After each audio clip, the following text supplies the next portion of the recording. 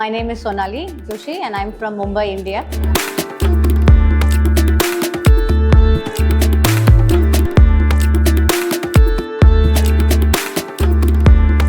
I came to Melbourne in 2008.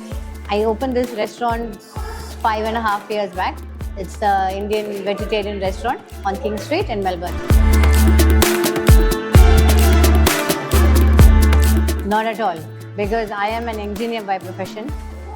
But when we moved here to Australia, there were not many jobs for a textile engineer. So I was like thinking of options of what to do. I was always interested in cooking, and I actually started my business with catering from home. So I used to do the same cuisine, the same food. I used to do it from home for birthday parties and events and everything.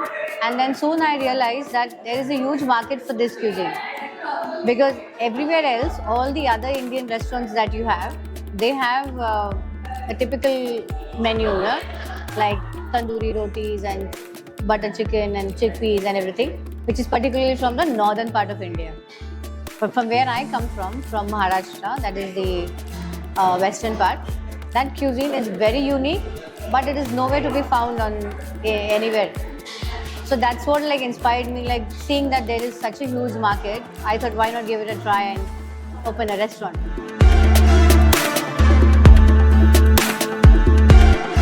So this food is from Maharashtra, which we have items like the typical vada pav from Mumbai, which is a street food, the iconic street food of Mumbai.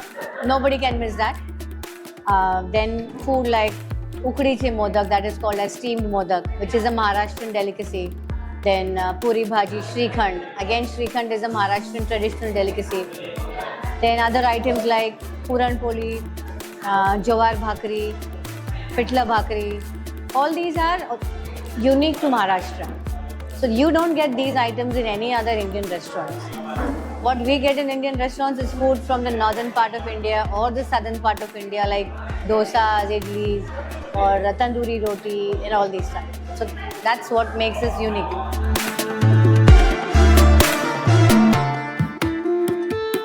Yeah, exactly. The main reason for me to open this restaurant was to bring Maharashtrian food to the forefront and put it on the global map.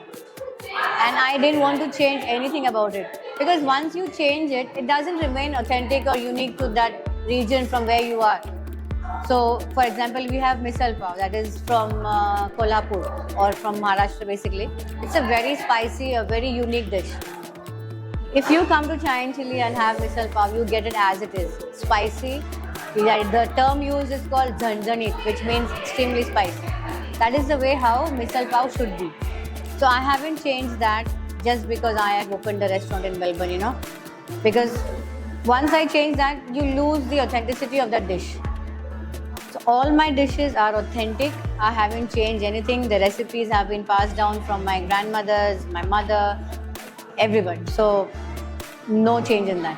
When a person goes to a restaurant to eat something, like if they come to Chai and Chili expecting Maharashtrian cuisine, if I have altered the taste, it's gone. Like I lose my customers, then it's of no use just saying that I have a Maharashtrian restaurant. That's why I have kept it true to its roots.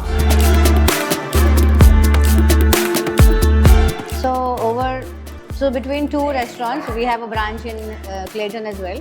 Between two restaurants, we have I think 22 staff.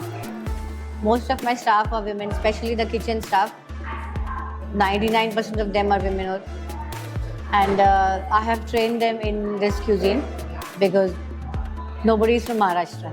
All my staff, none of them are from Maharashtra except for I think two of them. They were not at all familiar with this cuisine. They had never heard bhakri, they had never heard of vada pav or misal pav. But I have trained them in this cuisine now, and now they are well versed with it, like very efficient in that.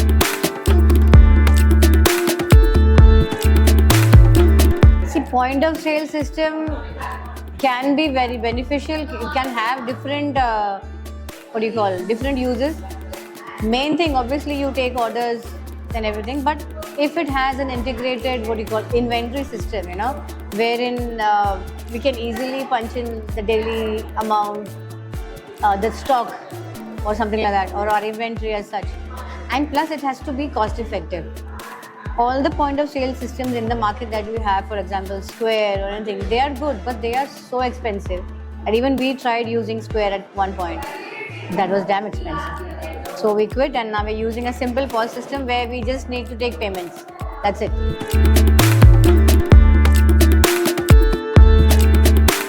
Yes, it does help a lot. We have also been trying to implement that QR technology at my over here and in the other restaurant. Because what happens is people see, we had an issue of staff also during COVID. So all this QR code started during COVID. So during that time there was shortage of staff.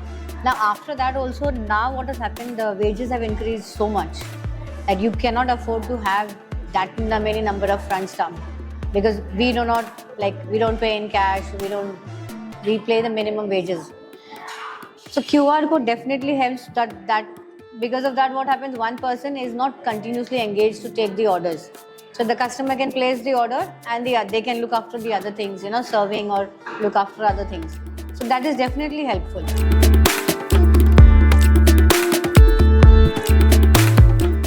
Well, it is not that difficult, of course, as long as you know what you're doing, you're true to what you're doing. Because at the end of the day, people want good food. That's what they come to eat.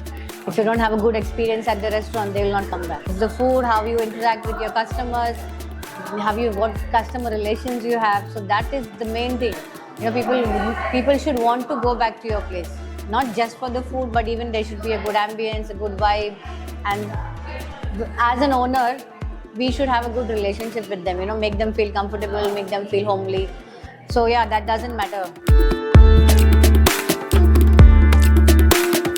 As I said, being consistent in my recipes, being consistent in the food that we are serving since the day we opened, being true to the roots and keeping the same taste, maintaining the consistency over the last 5.5 years.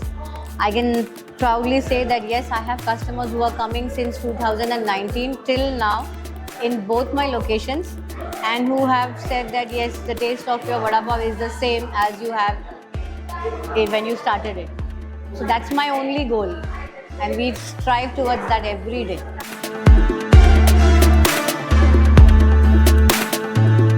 I think being consistent, because see, we started before COVID. Then within 8 months, we were hit by COVID. So we were a new business at that time. Having no experience, then and plus having this COVID situation also was new to our generation. We had never seen a pandemic before. But technology helped us during that time. Then we modified a few things, like previously we used to do breakfast and lunch pre-COVID. But since people started staying at home that time, we changed our timings. Like we changed it from mornings to evenings.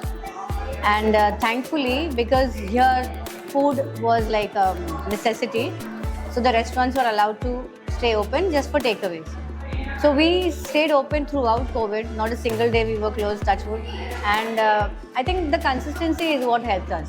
Staying through it, That time though there was shortage of staff. So me, my husband, we both were working in the restaurant. So I had less staff, but I was there. For the front staff also, my husband was working. And the kitchen staff, we had 5 people, we came down to 2. But then they were also there consistently. Like they never said that, we don't want to work, or we would stay at home, or it is too risky for us to travel. So that all helped us, because what happens, for 6 months or so, if you're out of sight, if you're shut down, it takes a long time for people to come back to say, oh, there was a restaurant, So I think perseverance helped us a lot. Oh my God, that has been the most pivotal thing, because he had his own job in IT. He works in IT, and after his work, he used to help me in the evenings as a front staff, for packing and everything. So he has been consistent right from day one with me.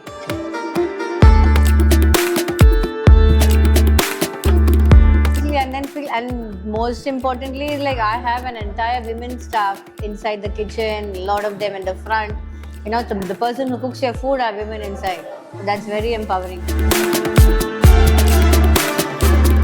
Yeah, and plus because Kiran or Amit, He's my brother-in-law. Then Kiran, obviously. So they are constantly interacting with the customers. You know, I am mostly inside the kitchen, overseeing the food preparation, but they are mostly the ones who are interacting with the customers.